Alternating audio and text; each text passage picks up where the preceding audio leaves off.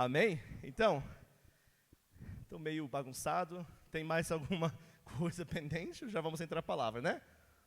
Eu acho que sim, né, Tiffany? Acho que sim, ela está indo e vindo com o bebê. Glória a Deus, amém? Então, já vamos entrar na palavra de Deus agora. Vamos para o livro de Salmos, capítulo 22. Agradeço toda a presença de vocês. Queremos conhecer muito vocês pessoalmente, tá? Depois do culto, vamos estar falando e tudo mais. Hoje também nós vamos estar realizando, administrando aqui a Santa Ceia do Senhor, amém? No final da pregação. E vai ser muito maravilhoso. Eu vou dar instruções sobre isso. E a minha opinião é assim: biblicamente, você que decide se quer tomar ou não quer tomar. Não tem vergonha, não tem pressão. Se tomar, sem tomar, não tem problema. Mas eu vou falar sobre isso, o significado e tudo mais. Mas é o que nós queremos, é que você toma. Mas também pode ficar à vontade, amém? Salmos capítulo 22. E vamos ler aqui em versos 1, 2 e 3.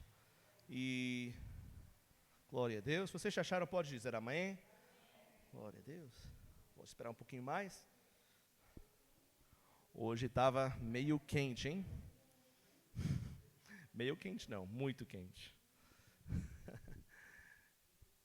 Eu fui criado, vamos dizer, bem próximo da fronteira do Canadá, lugar que tem muito frio, muito neve, gelo. Às vezes eu ficava tão gelada, né, que as pessoas iriam pescar em cima do gelo, sabe? Lagoa, eles têm pesca em cima do gelo. Alguém já viu isso? Eles cortam um buraco no gelo para pescar no meio do gelo. E vocês sabem, o incrível também, eles fazem até uma fogueira. Faz uma fogueira em cima do gelo. E pessoas dizem, pastor, é difícil ter fé em Deus. É difícil ter fé para fazer pesca em cima do gelo, com fogueira em cima do gelo, né? Amém, que não vai acontecer nada. Mas é muito bom nós estarmos aqui. E vamos ler, amém? A Bíblia diz em Salmos capítulo 22, verso 1, Deus meu, por que me desamparaste? Por que estar afastado de mim, auxiliar das palavras do meu bramido, né, do meu gemido, do meu clamor? Deus meu, eu clamo de dia, porém tu me não ouves, também de noite, mas não acho sossego. Mas em verso 3, ele respondeu dizendo que, contudo, tu és santo.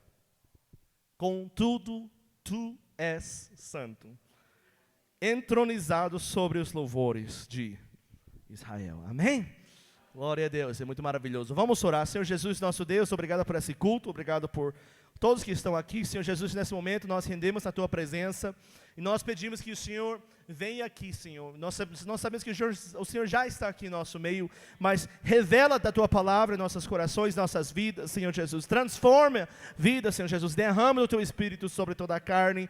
Revela de Ti, Senhor Jesus, sobre nós. Nós precisamos e nós queremos saber mais de Ti, em nome do Senhor Jesus Cristo. Em nome de Jesus, amém? Amém, glória a Deus, amém? Amém? Glória a Deus, amém. Você pode tomar seu assento em nome de Jesus. O louvor e a adoração. O que nós acabamos de ler é algo incrível sobre louvor e adoração. Presta atenção que Davi estará escrevendo aqui sobre como as coisas são ruins. Como não tem mais esperança, ele diz, por que estar afastado de mim? Por que não consegues ouvir o meu bramido, meu grito, meu louvor? Você já esteve em um momento tão delicado em que parece que você vai gritar, que você não tem mais o que fazer. Você chegou ao limite, vamos dizer. Chegou ao seu limite de força, limite emocional, limite intelectual, limite até talvez espiritual. E Davi, exatamente nesse momento, chegou para esse momento. Ele chegou para seu limite. Ele diz, não está me ouvindo de dia, não está me ouvindo de noite, está silencioso, e eu não ouço nada, e não tenho o que falar, e parece um sossego, maior sossego, enquanto que eu estou precisando de algo. E sabe o incrível? Obrigado. É que ele diz tudo isso, e parece um salmo de tristeza, um salmo de derrota, um salmo da condição nossa às vezes. Mas ele vira de cabeça para baixo a sua situação quando ele diz em verso 3, contudo tu és santo. Contudo tu és santo. O que isso significa então, pastor?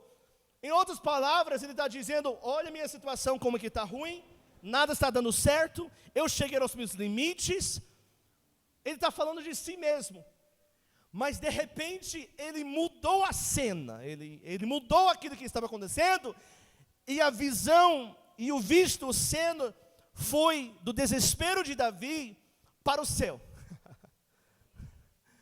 Ele parou de prestar atenção naquilo que estava acontecendo com ele naquele momento, e começava a prestar atenção naquilo que estava acontecendo nos reinos celestiais. Posso falar para você nessa noite, é isso que vai fazer toda a diferença na minha vida e na sua vida. É quando nós paramos de olhar como é ruim a situação que estamos passando e começamos a ver a grandeza de Deus. Porque ele diz, contudo, tu és santo. Ou seja, eu posso sentir abalado, mas jamais o Senhor é abalado. Eu posso sentir desesperado, mas jamais o Senhor está desesperando sobre a minha situação. Eu posso sentir afastado da presença de Deus, mas jamais eu estou afastado da presença de Deus, porque Deus é um Espírito, e Ele é onipresente, significando, Ele está em todos os lugares. Posso falar para vocês que às vezes você se sente afastado da presença de Deus, às vezes você se sente longe de tudo, parece que tudo está dando errado na vida, mas posso dizer para alguém que Deus é tão próximo que você nem está imaginando. Você não pode imaginar como que Deus está próximo. Você não pode estar imaginando agora mesmo, hoje aqui na Brasilândia, como Deus está próximo de você, como Ele está próximo, mas o problema não é Ele. Não é a condição celestial. O problema é da onde ficam os nossos olhos. O que nós estamos prestando atenção? Não sei você, mas você conhece pessoa que não importa o que passa, mas tudo é ruim? Chega para você e já começa a dizer, poxa, é difícil, hein, estou isso, aquilo. E já começa a reclamar. E eu não estou falando que você não deve reclamar, não. Mas sabe o que meu pai sempre dizia, às vezes? Nossa, me envergonhou também. Uma pessoa começava a reclamar para ele, e ele diria assim, desculpa, irmão, mas eu pareço uma lixeira para você? Eu pareço um lixão para você? E para de jogar o seu lixo em mim. Eu não quero ouvir isso. Eu quero ficar com meus olhos fitos em um lugar celestial, e não no lugar terrestrial. É difícil ver o que está acontecendo no reino espiritual. Mas sabe o que é a chave de saber o que está acontecendo no reino espiritual? É os nossos louvores. Os nossos louvores é a chave que abre a porta do nosso sofrimento, para que nós possamos ver como e aonde está acontecendo, e como está acontecendo as coisas em regiões celestiais. Porque ele diz, tu és santo, entronizado sobre os louvores de Israel. O que isso significa? Que ele está habitando, ele entra, quando Israel louve, ele entra para reinar.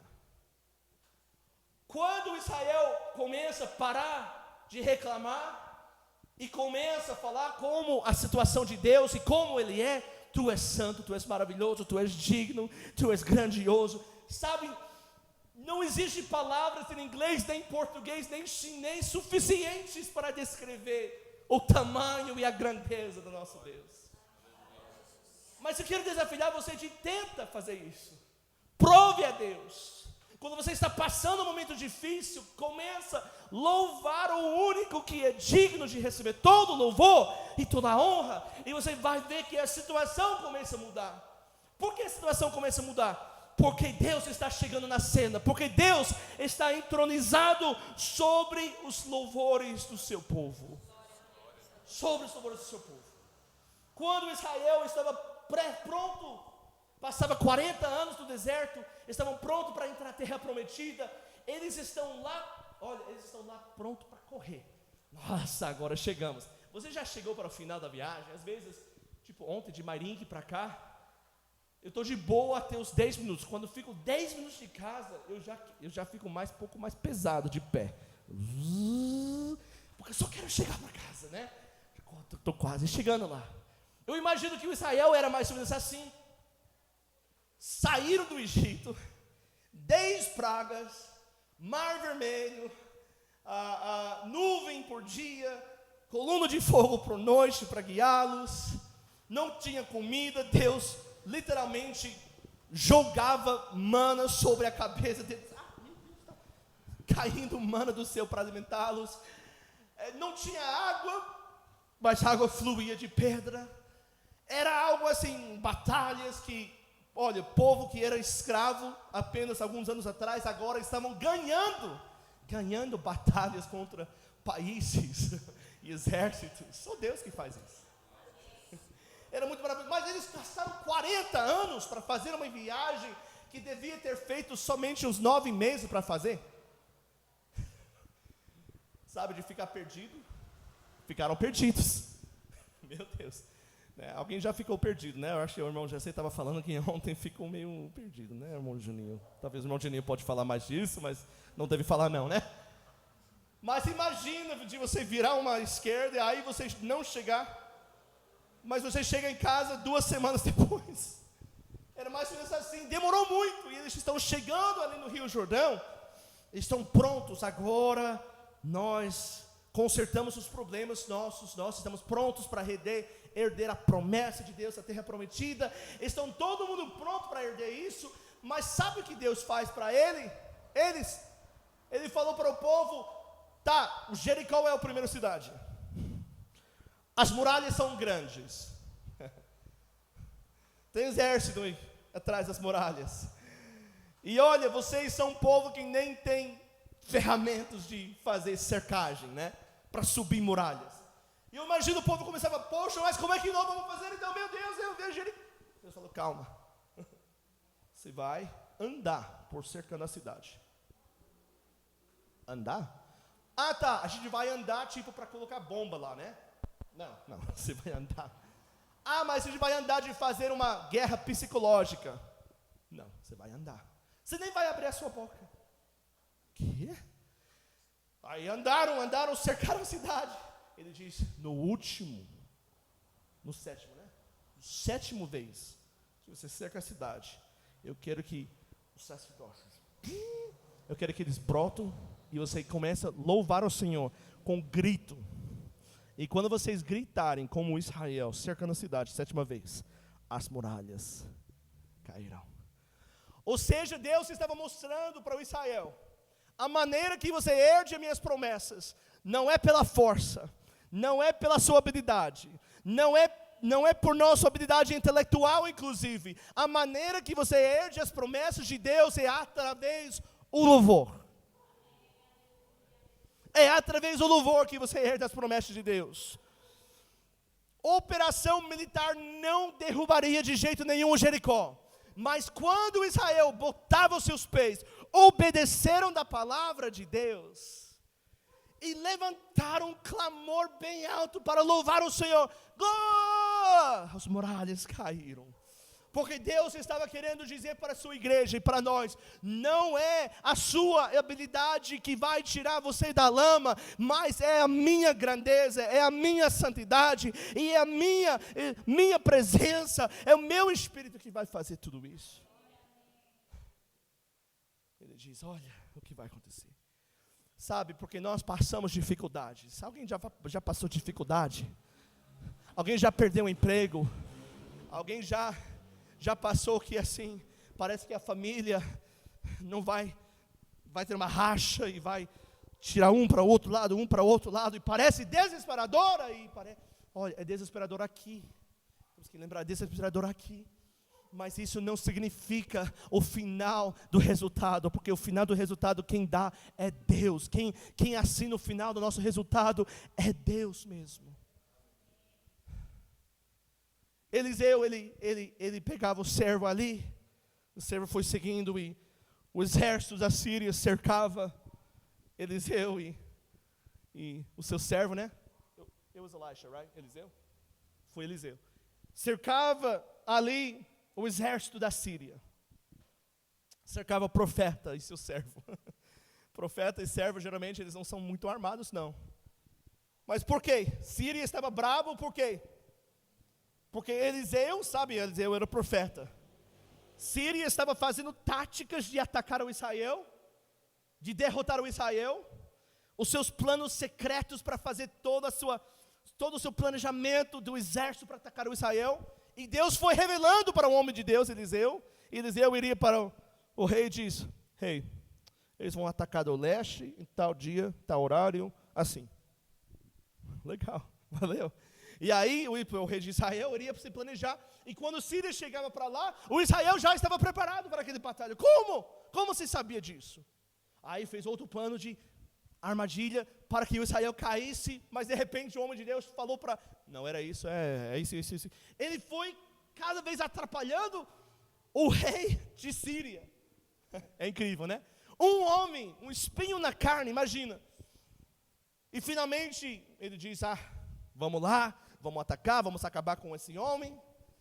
E quando o servo saiu da tenda do profeta, ele olhou para o horizonte e ele viu carros e cavalos e flechas e espadas e escudos e,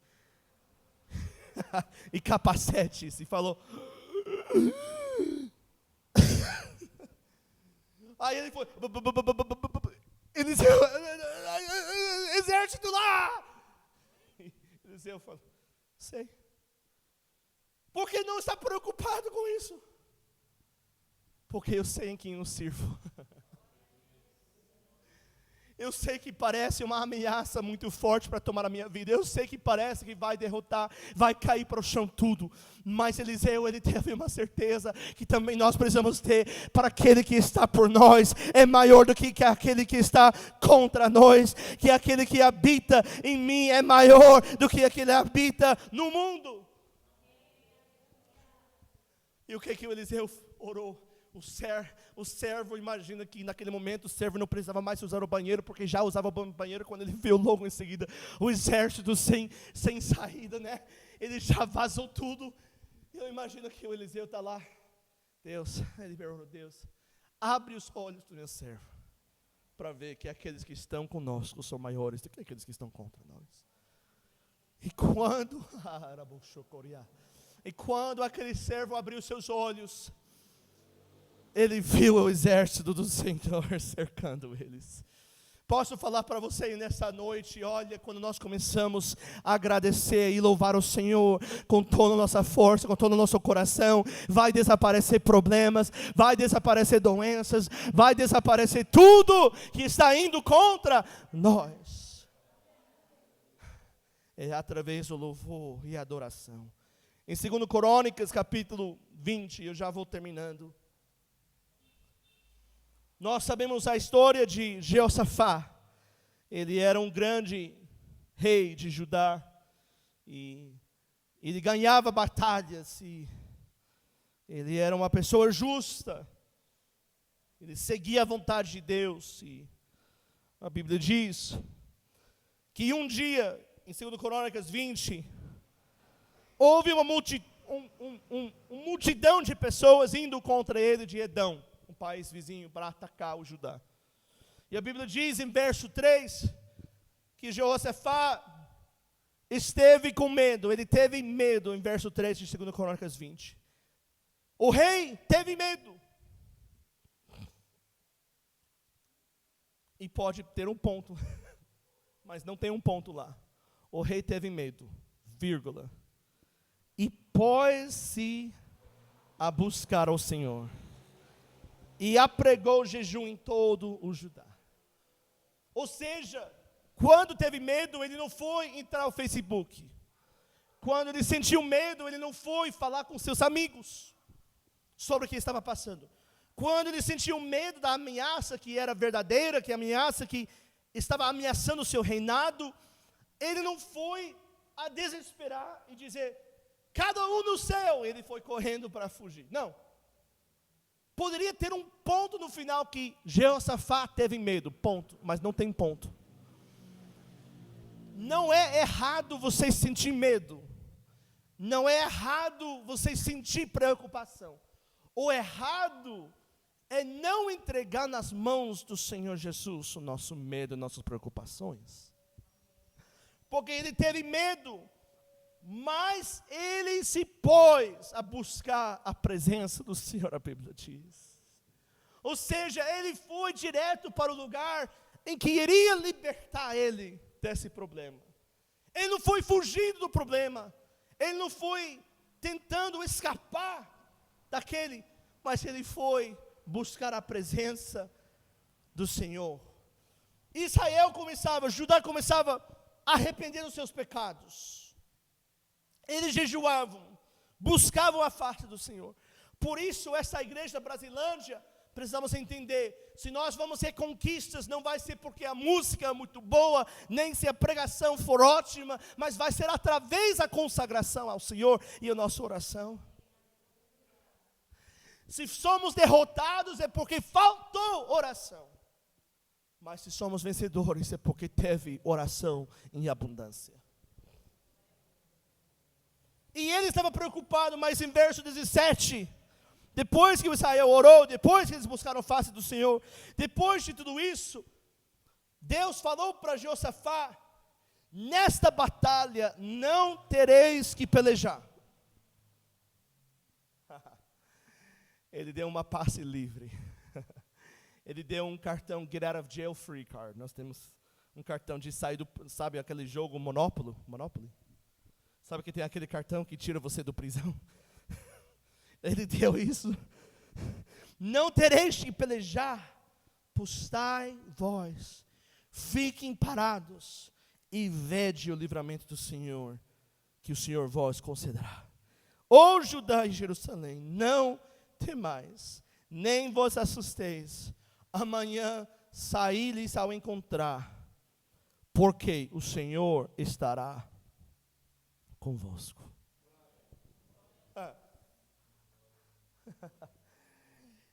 E só para acrescentar, em verso 18, Jeossafá se prostrou com o rosto na terra. E todos os judeus e os moradores de Jerusalém lançaram perante o Senhor e o adoravam. E eles estão adorando o Senhor ali naquele momento e tudo mais. Mas só para isso falar mais ainda, ele diz: agora você vai entrar na batalha. Você vai entrar na batalha, mas você vai não colocar os seus melhores soldados na frente.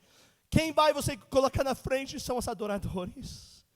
São os que louvem o Senhor. De novo, isso não faz sentido nenhum para uma pessoa fazer isso. É uma ação militar. Ação militar, você precisa de escudo, você precisa de espada, você precisa de lança, você precisa de flecha, carro, cavalo. Você precisa de um levantamento de guerreiros. Mas Deus falou: não. Os meus guerreiros são aqueles que adorem. Meus guerreiros são aqueles que louvem.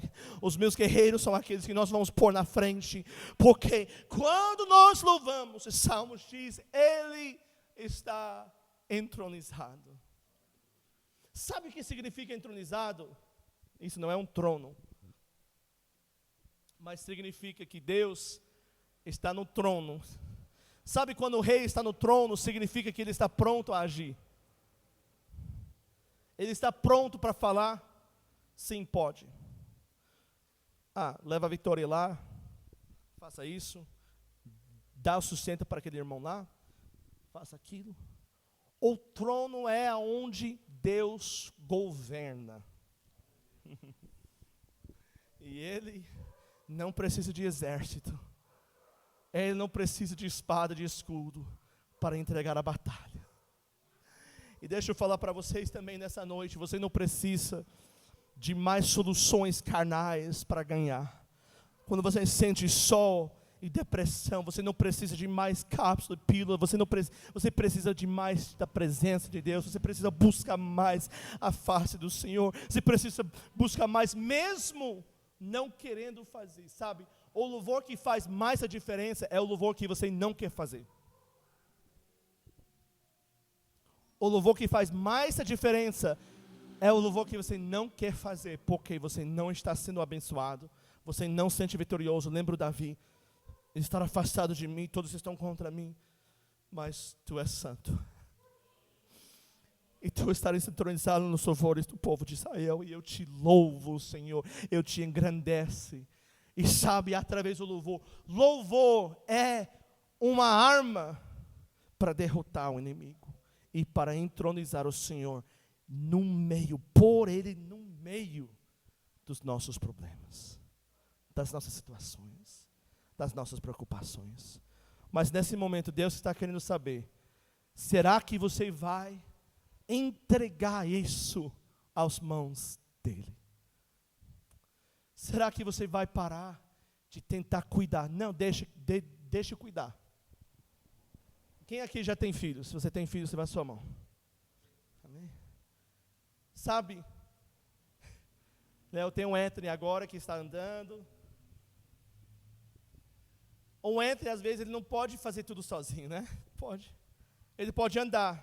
Imagina se ele dizer, eu quero suco. E a mãe, tá bom, pode deixar, eu vou. Não, eu faço sozinho. Tá bom. Mas daí o que acontece? Ele não tem a altura ainda para alcançar o suco. Ele não tem a força ainda para fazer isso. Ele não tem como fazer isso. Mas daí o pai fica ali, vendo isso, querendo o quê? Pelo amor de Deus, pegar o suco e colocar no copo e dar para o filho. Querendo o quê? Agir na vida do filho. Ajudar, abençoar. Mas porque o filho diz, não, deixa comigo, eu cuido. Ele não pode. O que Deus está querendo que você faça é admitir, Deus, eu preciso de ajuda. Eu preciso de Ti. Porque sem a Tua presença, eu não vou mais de frente, não. Sem a Tua face, eu não posso ir mais para frente. Depois da inauguração aqui da igreja, 3 semanas, eu fui para uma cirurgia. Era para ser uma cirurgia simples, e alguns de vocês já sabem da história.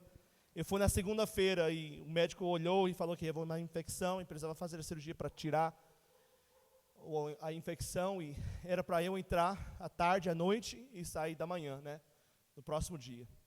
E o que aconteceu foi que a cirurgia correu bem, mas quando estava tirando o tubo da anestesia, porque colocaram a gás para eu dormir, quando estava saindo isso, a minha traqueia e tudo fechou, e os meus pulmões começaram a ficar cheios de sangue, e eu acordei na cirurgia, lutando para respirar, lutando mesmo, com tosse, sangue saindo, sangue.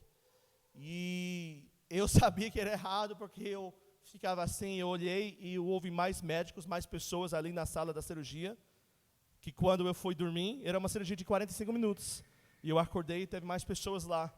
Eles estavam falando um ao outro, com cara de preocupação, me levaram para o UTI, e os meus níveis de oxigênio estavam baixando, estava ficando tonta, eles colocaram máscara de oxigênio, mas mesmo com a máscara, os níveis estavam baixando, e os pulmões estavam prejudicados, e parecia muito ruim, né? A Tiffany estava acordada ainda, foi à meia-noite, o médico ligou para ela e falou, houve uma complicação. E estamos tentando estabilizar ele, mas os níveis de oxigênio estão baixando e não é bom. Eu lembro que eu esteve ali, eu fui consciente, né? Aquele barulho de máscara de oxigênio, colocando, eu acho que uns 18 litros de oxigênio, muito pesado. E ainda descendo. Eu lembro naquele momento, antes da cirurgia, na verdade, eu fui com fone de ouvido, escutando os louvores, né? Porque assim, eu estava com medo um pouquinho, né? Pode acontecer coisas de cirurgia, vocês sabem. É uma cirurgia simples, mas eu não esperava por isso acontecer. Mas eu lembro naquele momento que eles estavam falando, eles tinham um ventilador lá, aquele que é para entubar e você entrar ao coma. E eles estavam prontos para fazer isso, né? Para eu entrar em uma coma e regularizar a minha respiração. E, nossa, eu não queria isso. Da ideia de apagar de novo e não saber quando vai voltar, se vai voltar, filho em casa, novo. Tiffany lá, Covid, não podia estar no hospital comigo. E eu falei para Deus, porque estava numa situação ruim, precária, que eu não esperava. Mas eu falei naquele momento, falei, Deus, eu preciso de Ti. Senhor, eu Te louvo. E se o Senhor não fizer que os meus níveis de oxigênio sobem, eles vão colocar eu no ventilador. Eu confio no Teu processo, mas, Senhor, eu não posso fazer isso acontecer. Só o Senhor pode fazer isso acontecer. E assim que eu começava a orar isso, o médico estava ali e eles não saíram do lugar. Eles estavam olhando todos os níveis e aí começou a estabilizar o meu nível de oxigênio. E subia 1 ponto, 2 pontos, 3 pontos. Então ele falou, então, vamos deixar, vamos analisar, mas nós vamos entubar agora. Mas vamos ver se continua recuperando. Da manhã já recuperava tanto que tiraram aquela máscara que cobria toda a minha cara e colocaram os tubos no nariz. Mais uns 8, 10 horas recuperava tanto os meus níveis de oxigênio que tiraram dos tubos no nariz e falaram, agora você pode respirar sozinho. Foi monitorando, porque é assim que Deus age. Eu não tenho dúvida nenhuma que Deus colocou o seu trono naquele lugar. E falou, não, aqui não vai acontecer isso não. E também, quando você entrega nas mãos dele, a sua vida, a sua alma na presença dele, ele vai cuidar de você e da sua família. Mais do que você cuida da sua família. Tem um casal, agora são aposentados, são missionários da nossa igreja, foram para a África nos anos 60, né? E eles foram para lá, mas eles teve um filho da nossa idade. Acabaram de ter o primeiro filho, o único filho deles, né? E era um milagre o filho deles. E Deus chamou ele na África para pregar. E naquela época, o lugar que eles estavam indo não era desenvolvido, era perigoso, não tinha saúde, não tinha hospitais. E a esposa falou para ele e para Deus, Deus, meu filho é tão novo, não pode sair para assim. Ele é meu milagre. Eu não posso fazer isso, porque ele é tão pequeno e não vai ter hospitais. Deus, se algo acontecer de ruim, o que eu vou fazer lá? Então ela resistia. Uma noite, ela sempre deitava ele ali no bercinho e orava por ele, leu uma história e desligou a luz, né? E saiu. Mas naquela noite, ela fez tudo isso de ritual, desligou a luz e saiu. Só que aquela noite, ela acordou no meio da noite com cheiro de fumaça na casa. E ela foi e saiu à pressa, correndo para o quarto do menininho. E viu lá que houve a lâmpada caída no bercinho e estava no início de pegar fogo. Não pegou fogo ainda, mas estava com aquela fumaça saindo. Ela sabe que desligou aquela luz. E ela pegou o filho e correu da casa. E segurava tão aperto, chorando. E Deus falou para ela naquele momento. E falou para ela, quem cuide do seu filho e você, sou eu e não você. Você acha que eu não cuido de você aqui? Que eu não posso cuidar de você na África? Gente, quem cuida de nós não somos nós, é Deus. É Deus que cuida de nós, é Deus que está em nossas vidas, nós cuidando, nós segurando nas suas mãos e dizendo, não vou deixar meu filho cair, eu não vou deixar ele ser derrotado, mas eu vou deixar ele vencer, em nome de Jesus. Amém, glória a Deus. Vamos levantar nossas mãos, vamos fechar nossos olhos. E nesse momento, nós estamos fazendo a transição agora para a Santa Ceia, mas se você agora, nesse momento, você sabe que você precisa entregar alguns pesos, algumas coisas no altar. Você pode dizer agora, Senhor Jesus, eis-me aqui a minha vida. Eu entrego na Tua presença. Ou, Senhor Jesus, eu não posso cuidar das coisas sozinhas. Eu mal consigo cuidar de mim sozinho, Senhor. Vem nesse lugar, Senhor Jesus. E mostra-se forte aqui em nosso meio. Em nome de Jesus Cristo, isso, levanta sua voz, e só começa a agradecer Ele, só começa a louvar Ele, sabe, o louvor não tem nada a ver com o que você está sentindo, tem tudo a ver com quem Ele é. Obrigado, Jesus, Tu és grande, Tu és maravilhoso, Tu és glorioso, Tu és santo, santo, santo, Senhor dos exércitos. O Senhor está entronizado nos céus. O Senhor que governa sobre a minha vida, sobre essa igreja, sobre a minha família. Obrigado, Deus. Se levanta sua voz. Obrigado, Senhor. Começa a agradecer Ele, começa a falar como Ele é grande, como Ele é maravilhoso, como você ama Ele. Começa isso, levanta sua voz e começa a dizer: Tu és maravilhoso, Senhor Jesus, Tu és glorioso, meu Pai. Você vai sentir em nome do Senhor Jesus Cristo. Doença vai ter que sair em nome do Senhor Jesus Cristo. Se você tiver uma doença, se você tiver uma enfermidade, levanta agora. Fica em pé agora, levanta sua mão e começa com a sua boca a engrandecer e agradecer a Ele. Obrigado, Senhor Jesus. Isso, levanta suas vozes agora na autoridade da palavra de Deus. Isso, levanta sua voz. E no poder do nome de Jesus Cristo, nós repreendemos e nós desligamos cada enfermidade. Sai em nome de Jesus Cristo. E agora nós ligamos a cura no Teu nome. Isso. Levanta sua voz se você está querendo receber essa palavra. E começa a dizer: obrigado, Senhor. Obrigado, Senhor Jesus. Obrigado, Senhor Jesus. Isso. Começa a louvar Ele com expectativa daquilo que Ele está fazendo. Aleluia, aleluia, aleluia. E toma o teu lugar. Amém. Hoje vocês talvez estão lutando com muitos problemas e ataques do inimigo e não sente sossego, não sente paz, nem alegria. Mas agora, em nome de Jesus, levanta sua mão. Todo mundo com o olho fechado. Em nome de Jesus Cristo. Se você louvar Ele com expectativa. Louvor, você não precisa ser ministro, você não precisa ser pastor para louvar. Você só precisa usar a sua boca. E só a sua boca que pode fazer isso. E começa assim: Senhor Jesus, eu te amo. Isso. Oh, eu te louvo, Senhor. Nem fala sobre o seu problema, só fala sobre ele. Oh, eu te amo, Senhor. Tu és maravilhoso, Tu és digno. Obrigado pela libertação. Obrigado, Senhor Jesus, por minha cura. Obrigado, Senhor Jesus, por desligar as obras das trevas. Obrigado, Senhor Jesus, para libertar pessoas da minha família. Obrigado, Senhor Jesus, para o câncer que vai sair. Obrigado para a depressão que está saindo. Isso com a sua boca. É a sua boca que vale mais nesse momento que a minha.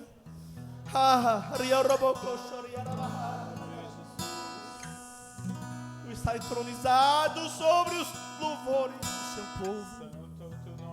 Aleluia, aleluia, aleluia. Se você consegue ver no reino espiritual o que está acontecendo, você estaria levantando sua voz com um clamor alto. A mulher com a hemorragia, ela falava: eu não aguento mais da minha condição. Se eu tocar na orla do veste dele, eu sei que eu serei sarado.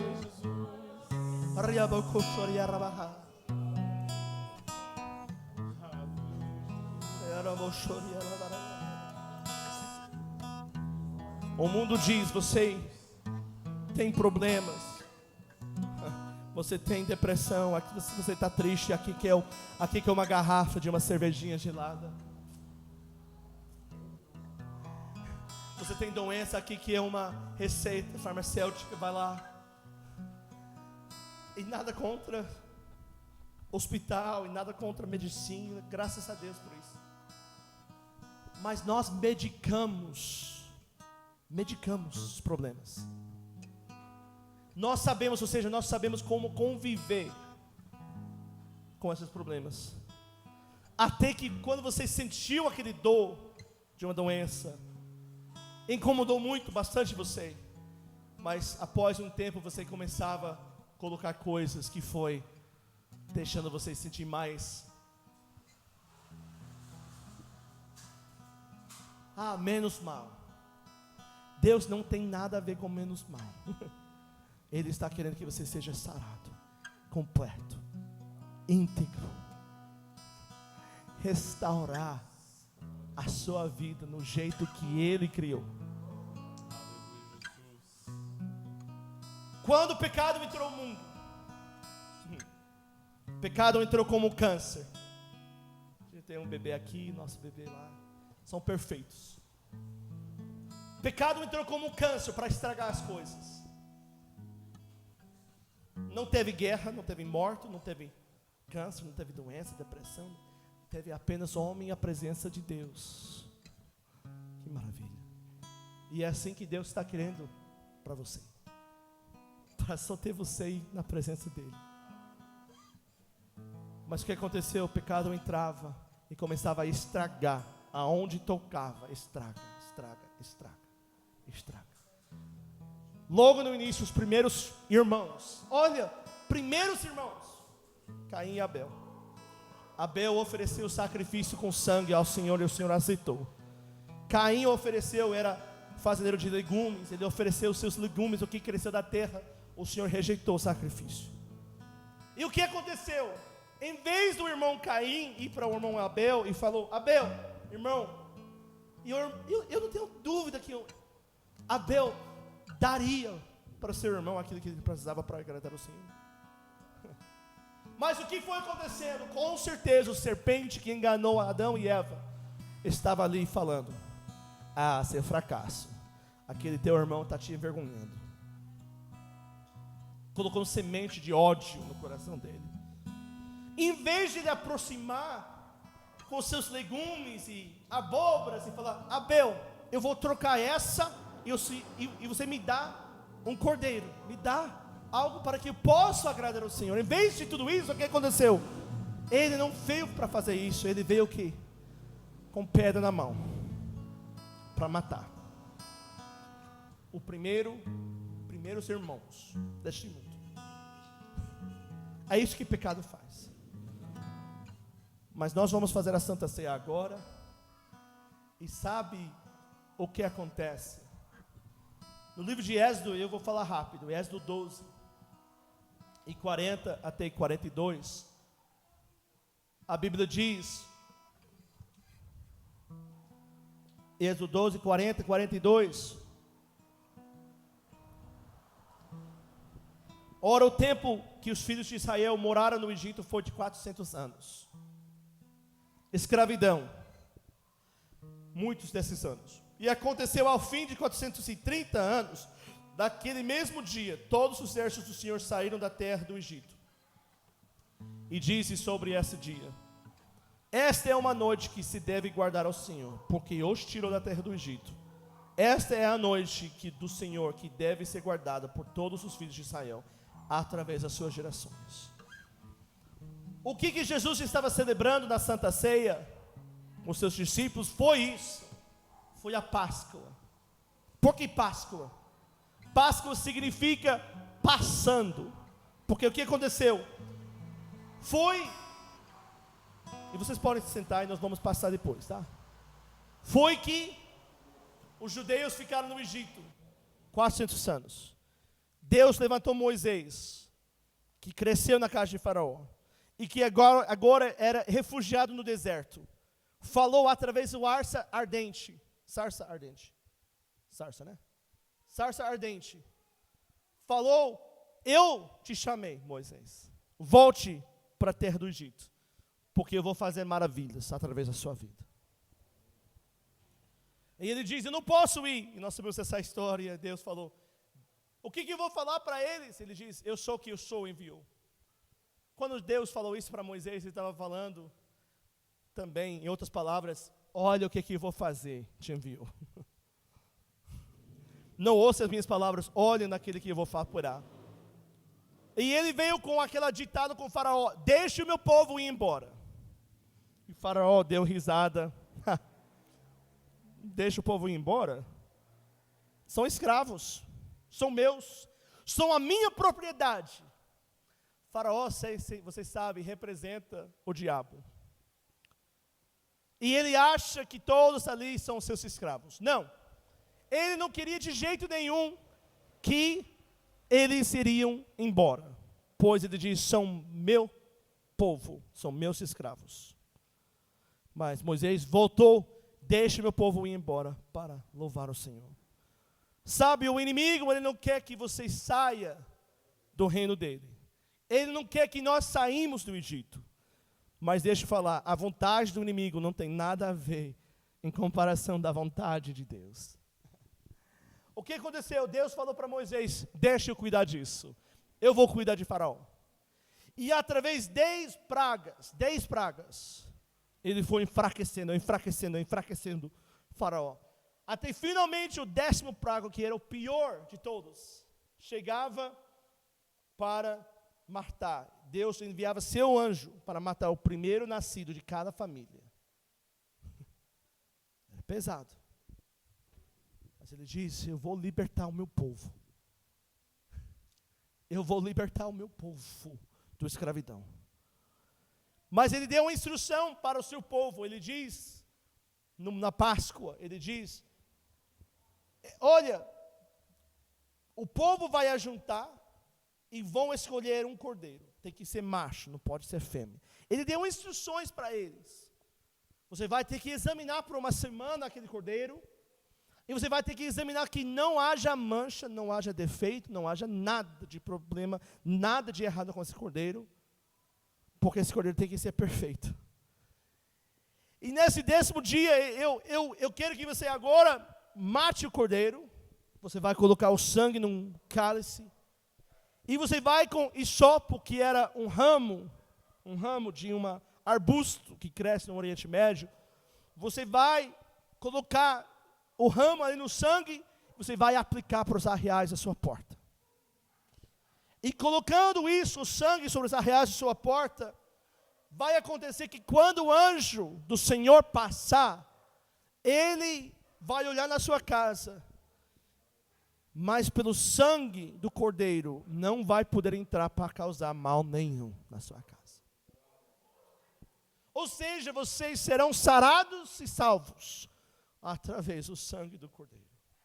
E depois você vai assar o cordeiro e comer com pão sem fermento. Mas quando você assa o cordeiro, não vai ser de um churrasco, não. Você vai fazer com ervas amargas, que representam a escravidão em que você passou tantos esses anos.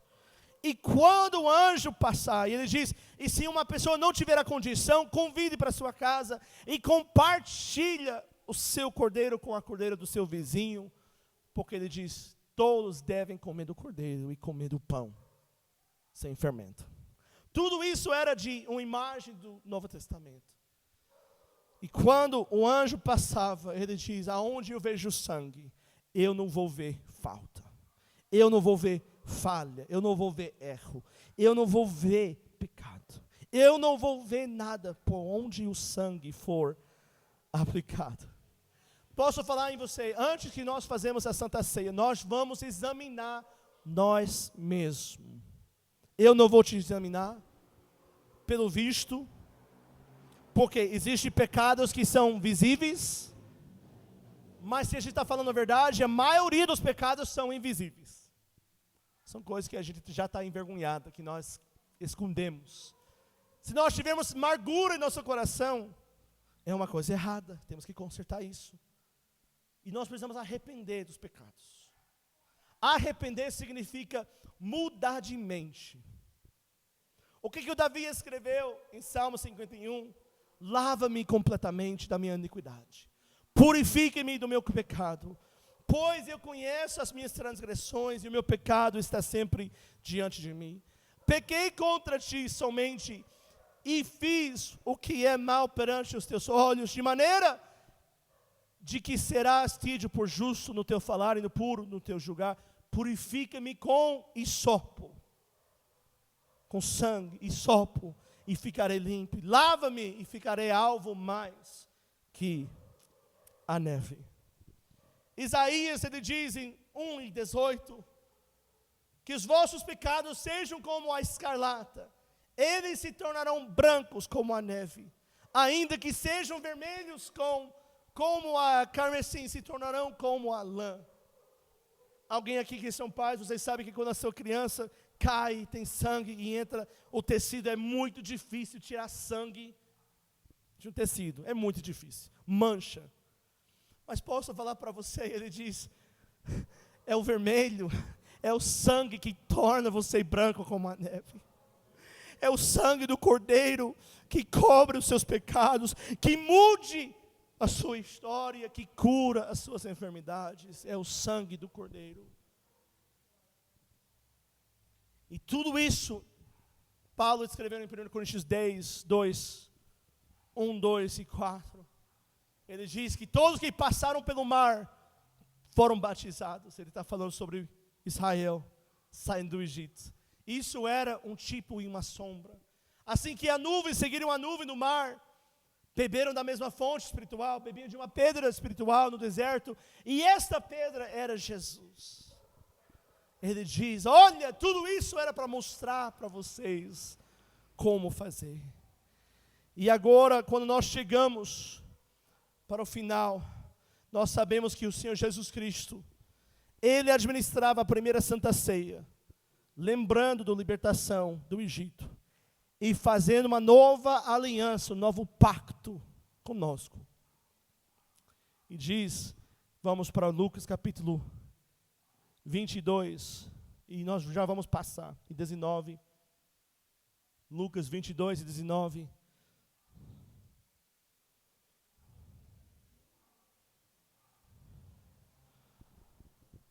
E tomando o pão, havendo dado graça, e partiu, e deu-lhe, dizendo, isto é o meu corpo, que é dado por vós. Fazei isto em memória de mim. E depois ele diz, depois da ceia, tomou a cálice, dizendo, essa cálice é novo pacto no meu sangue, que é derramado por vós. Porque ele era o Cordeiro perfeito, sem mancha, sem defeito, sem nenhum. Ele era o Cordeiro crucificado, sacrificado desde a fundação do mundo. Antes, os cordeiros eram sacrificados para empurrar o pecado. Não redimiu o pecado, empurrou o pecado para o ano. Depois de um ano, teve que fazer de novo para empurrar para o próximo ano. E ali havia uma montanha de pecado. Muito. E o diabo, eu imagino, olhava para aquele montanha com prazer, com orgulho. Olha o que eu mandei todos fazerem. Olha quantos homicídios. Olha quantos estupros. Olha quantas pessoas abusadas. Olha olha toda maldade. E foi eu que fiz. Foi acumulando o pecado. Mas o que o diabo não sabia quando ele influenciava os fariseus e os sacerdotes na época de Jesus? Ele foi lá influenciando para que crucificassem o Senhor. A Bíblia diz em Hebreus, em Paulo ele escreveu que os príncipes deste mundo não sabiam, porque se soubessem, não crucificariam o Senhor da glória. Diziam que o diabo não entendia do plano de Deus. Ele pensava que a montanha de pecado era a vitória dele. Mas o que aconteceu? Quando Jesus levou açoites, o sangue dele estava derramando. Quando ele levou a lança no lado, o sangue dele derramou. Quando ele foi pendurado no cruz de Calvário, mais sangue dele derramou.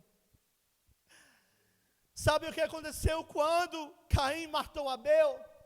Matou Abel e o sangue de Abel entrava à terra. Porque Deus ia para Caim e falou, Caim, cadê o seu irmão? Ele diz, não sou eu que guarda as coisas do meu irmão. E Deus falou para Caim, Caim, eu sei que você fez algo porque o sangue do seu irmão ainda clama desde a terra. Um homem justo, o sangue de um homem justo clamava. A Bíblia diz que vida é no sangue. A vida é no sangue. E o que aconteceu quando Jesus Cristo, imagina se o sangue de Abel clamava, quanto mais o sangue de Jesus que foi derramado. Quando entrava a terra, aquele montanha de pecado que era orgulho do diabo, começava a desaparecer para sempre. E o mundo começava a se mudar e estremecer, e houve terremoto, E o sol se escondeu naquele momento e ficou atrás e falou: o que está acontecendo? Porque o Cordeiro foi crucificado e redimiu o pecado para sempre. Para sempre. Mas quando nós olhamos em 1 Coríntios capítulo 11, Paulo também ele escreve como tomar a Santa Ceia indignamente. Ele falou porque a igreja de Corinto era uma igreja cheia de divisões, facções. Era uma igreja em que você entrava na igreja, você via o irmão do outro lado, você nem falava oi, bom dia, tchau, nada, porque houve facções. Em 1 Coríntios capítulo 23,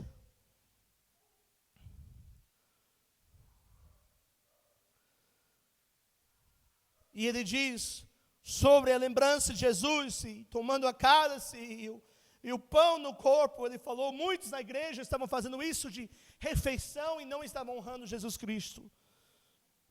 Mas ele diz em verso 27, de modo que qualquer que comer do pão ou beber do cálice do Senhor, indignamente será culpado do corpo e do sangue do Senhor. Examine-se, pois, o homem a si mesmo, e assim coma do pão e beba do cálice, porque quem come e bebe para a sua própria condenação, se não discernir o corpo do Senhor. Muitos usam a Santa Ceia, e desculpa, eu vou falar o que eu acho biblicamente. Jesus Cristo partiu o pão e deu para os seus discípulos. Ele deu para os seus discípulos, incluindo Judas, que iria entregar ele para o sacrifício. Ele deu para Pedro, que sairia logo em seguida para negar Jesus, mentir 3 vezes em seguida, e até falar um monte de palavrão e xingar o servo que perguntava. Ele fez isso sabendo. Eu não acho justo você arrepender dos seus pecados. Não importa o que você fez no passado. Arrepender dos seus pecados. Você está pedindo para o sangue de Jesus cobrir o seu passado. Quando o sangue de Jesus foi colocado nos arraiais, aconteceu o quê? Que agora não podia ver mais falta nela. Você vai ver mais falta, você vai ver e lembrar do seu passado, sim. Mas quando o sangue for aplicado, tudo que passou no passado está para trás. Nós não podemos usar a Santa Ceia para dizer, você pode, você não pode, você pode, você não pode, só pelo visto, quando Deus pergunte para nós examinar cada um a si mesmo. Então, nessa noite, eu não vou dizer para alguém que pode, nem não pode. Você vai determinar isso. Mas quando ele vai dizer, culpado do corpo de Cristo, o que está se falando? Eu tenho uma pergunta, o corpo de Cristo, físico, é a igreja. Culpado do corpo de Cristo, nós temos que estar juntos em união. Não pode haver divisões. Não pode ter fofocas e boatos, e irmão contra irmão, irmã contra irmã. Não pode existir isso. Porque se você fizer isso, você está dividindo, repartindo o corpo de Cristo físico na terra. Ele diz, quem fizer isso, será culpado do corpo. É algo sério. Mas de eu falar, poxa irmão, você pecou, errou, e agora você está em disciplina, não pode, não. O que for embaixo do sangue é embaixo do sangue e permanece ali. Mas o que eu quero que nós fazemos? Vamos se colocar em pé. E agora, vamos fechar nossos olhos. Eu quero que todo mundo agora... Eu quero que todos nós agora vamos pedir perdão a Deus. E nós não só vamos pedir perdão, mas vamos perguntar, Senhor, sonda-me, sonda meu coração, como Davi falou, e vê se há algo contra ti em mim. No tabernáculo havia uma bacia de laver, era uma coisa de lavar. E depois de fazer o sacrifício, que era representativo de Jesus Cristo, seu corpo, você iria para o laver. O laver representa o batismo. Mas no laver foi feito de espelho. Então quando você chegava para o laver, você iria olhar e se lavar de tal maneira que você não era cego, você estava se vendo na própria bacia, porque era feito de espelho. Então você já fez isso, e quando você se lava, e você acha, ah, não estou bem. Não, mas aí você olha no espelho, eu não lavei o suficiente, então eu vou fazer de novo. E isso foi de propósito para que os sacerdotes se vissem a realidade da sua situação e da sua condição. E agora, esse é o momento da gente pedir: lave-me, Senhor, purifique-me com hisopo.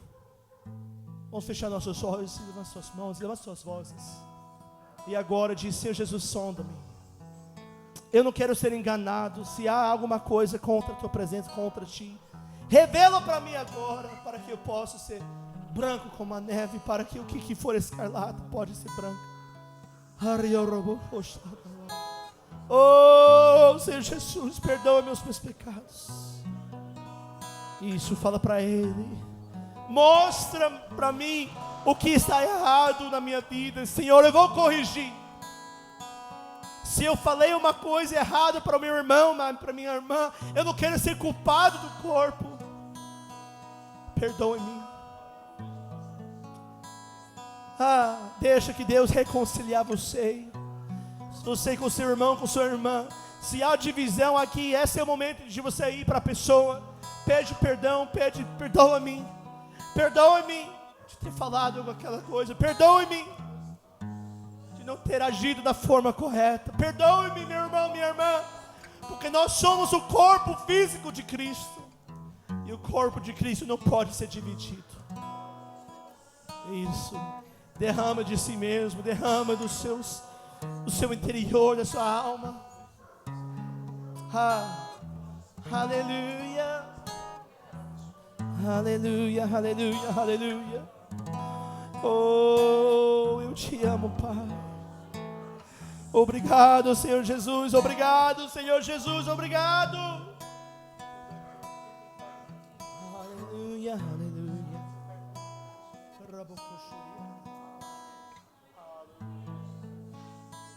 Aleluia. Não sei como é você, mas estou sentindo um alívio. Quando você pede perdão a Deus, quando você se examinar, quando você se lavar, você deve se olhar e dizer: poxa, agora estou sentindo bem. Se você crê que agora, a partir desse momento, eu estou bem com Deus e com meus irmãos, com minha irmã, com o corpo de Deus, nós vamos agora estar passando. E olha, só mantenha um espírito de oração. De novo, você não é obrigado de tomar, você que decide. Mas nós vamos agora passando do pão primeiro, depois da cálice.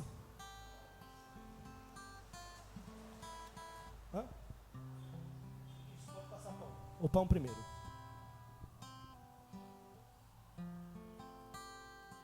Glória a Deus. Aleluia. Aleluia.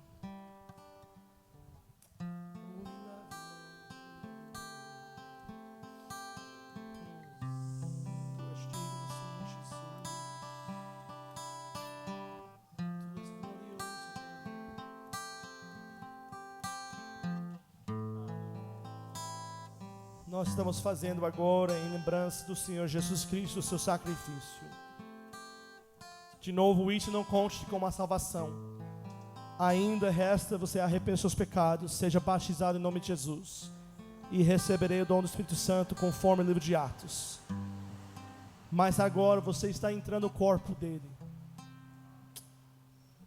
E você está fazendo lembrança. E isso é para anunciar a morte de Cristo até que ele venha. Até que ele volte. Também nós estamos definindo nesse momento que assim que nós tomamos,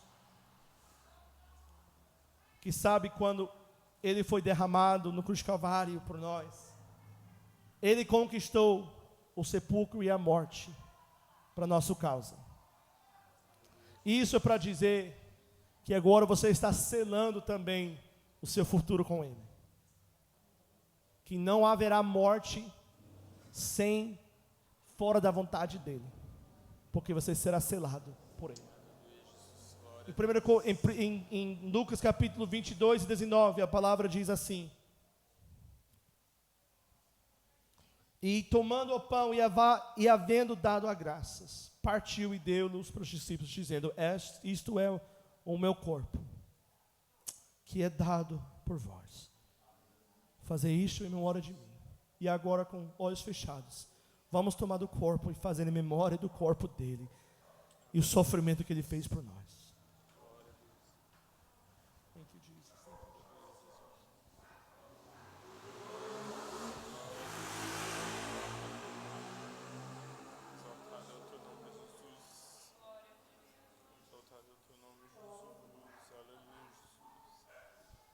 Isso, com os olhos fechados, lembra do corpo dele, da morte dele.